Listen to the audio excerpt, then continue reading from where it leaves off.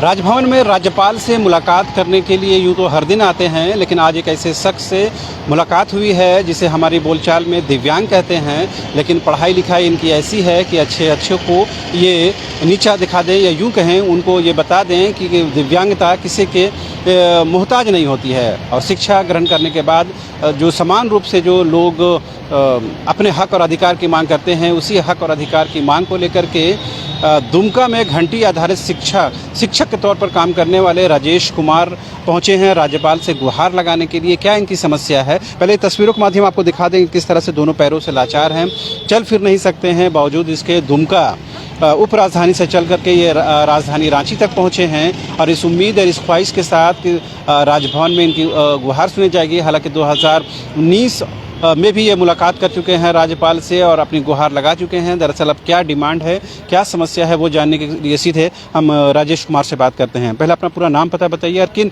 उद्देश्यों के साथ आप यहाँ पहुँचे हैं। मेरा नाम राजेश कुमार है।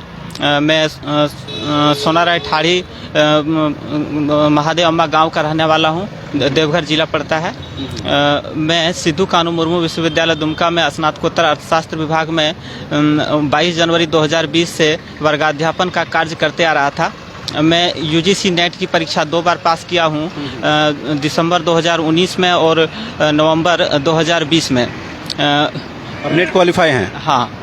उसी आधार पर आपको परमिशन मिला था सिद्धू कानू यूनिवर्सिटी में घंटी आधारित शिक्षा मतलब पढ़ाने के लिए? हाँ, उसी आधार पर मिला था। जब मैं पास किया था तो उन लोगों ने मुझसे संपर्क किया, विभागाध्यक्ष ने मुझसे, और वे लोग बोले कि यहाँ टीचर का कमी है तो यहाँ क्लास लो, इसके बदले में जो भी मदद होगा हम लोगों के द्वारा किया जाएगा।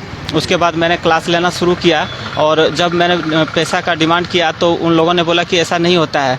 तब मैंने महामहिम से भेंट किया।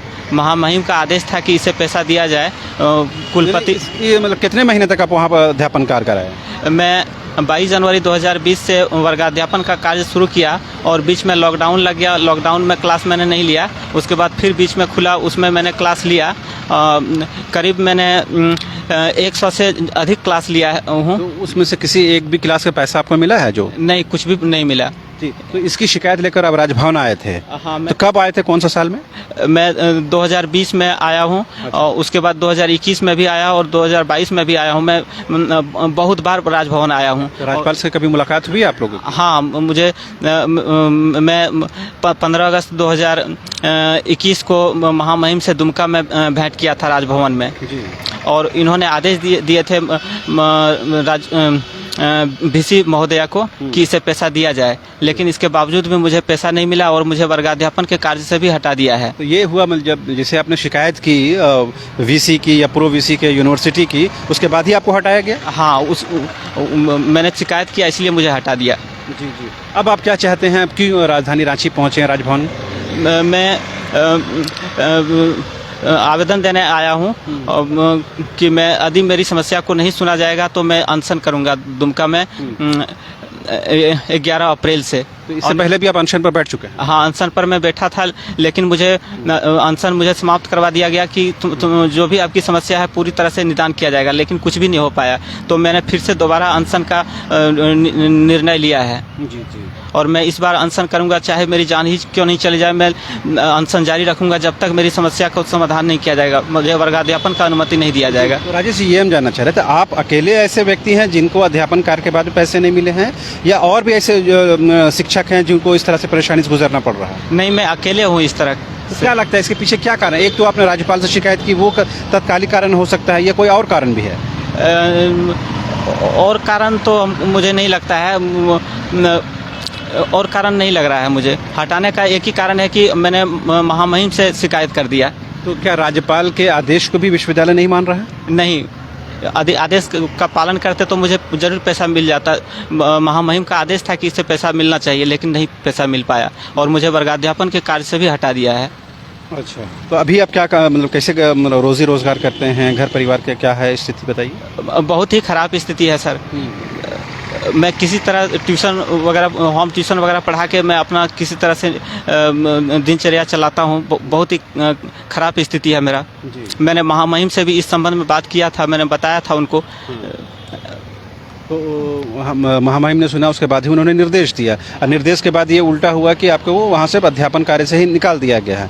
तो अभी कुछ आप ट्यूशन के अलावा भी कुछ करते हैं क्या? नहीं, अभी मेरे पास कोई इनकम का कोई स्रोत नहीं है। जी।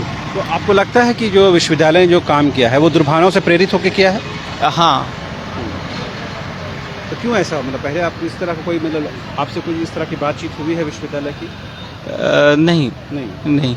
मतलब कभी होता है ना कि काम के दौरान किसी तरह से कोई बात ऐसी बन गई हो जिससे आप और वीसी या प्रो वीसी के बीच में कुछ गलतफहमी बन गया हो, या कुछ और तरह का मामला आ गया हो? नहीं, महामहिम से मिलने के पहले बहुत अच्छा सौहार्दपूर्ण वातावरण था मेरे और विश्वविद्यालय के अन्य सभी अधिकारियों के साथ। जी।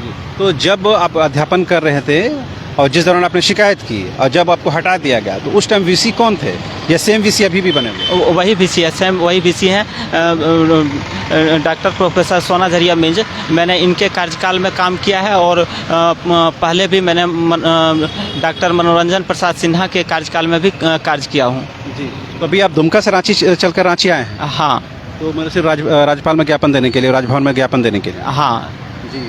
तो आपने सुना राजेश कुमार की कोशिश ये है कि इनके साथ जो नाइंसाफ़ी हुई है, जैसा ये बता रहे हैं, और राज्यपाल के आदेश के बाद भी अगर विश्वविद्यालय उनके निर्देशों का पालन नहीं करता है तो एक गंभीर विषय ज़रूर हो जाता है। हालांकि इन्होंने जो एक टेक्निकल बात ये बताई कि विश्वविद्यालय ने मौखिक तौर पर इस बात का आदेश दिया कि आप अध्यापन कार्य करा सकते हैं, लिखित तौर पर नहीं दिया। उसी मौखिक तौर पर ही इनको अध्यापन कार्य से हटा दिया गया। हालांकि पढ़ाने के बाद जिस तरह से इनका हक बनता है, जो इनका अधिकार बनता है, वो कम से कम जो घंटी आधारित शिक्षा की बात, पैसे देने की बात है, वो ज़रूर दिया जाना चाहिए। और राज्यपाल ने खुद जब निर्देश दिया, जैसा ये बता रहे हैं, उसके बाद विश्वविद्यालय को गंभीरता के साथ एक दिव्यांग व्यक्ति के साथ कम से कम जस्टिस करने की कोशिश होनी चाहिए। आप समझ सकते हैं कि दुमका से चल करके राजधानी रांची आना और इस तरह से माजूर व्यक्ति के लिए कितनी मुसीबत और कितनी परेशानी का सबब बनता है। बावजूद इसके अगर विश्वविद्यालय नहीं सुनता है तो एक गंभीर विषय बनना लाजमी है। कैमरा पर्सन हृदय के साथ रांची से न्यूज़ बाइस्कोप के लिए।